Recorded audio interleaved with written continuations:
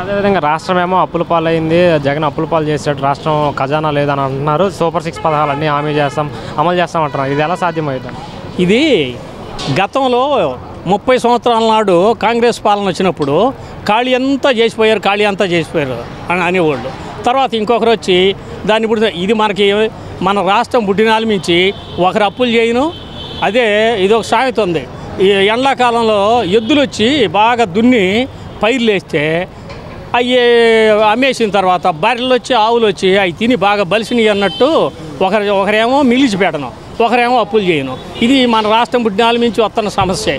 ఈ కొంతమంది ఎక్కడెక్కడో ఇప్పుడు మన ఇల్లు ఉంది, మన ఇంట్లో ఏం చేస్తాం, మంచి తెలివిగలిగిన కుర్రాడు ఉన్నాడు, వాడు ఎక్కడెక్కడో అప్పులు తీసుకొచ్చా కాపురాన్ని నడిపించడానికి, ఫ్యామిలీని నడిపించడానికి చేస్తాడు.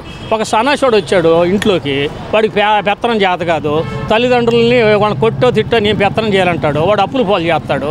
దానికి ఏముంది, ఇది సహజమే, ఇది అప్పులు అంటానే ఉంటారు, జరిగిపోతూనే ఉంటాయి, ఏది ఆగకుండా జరుగుతూనే ఉంది. ఇదంతా ఒక స్టైల్గా మారిపోయింది.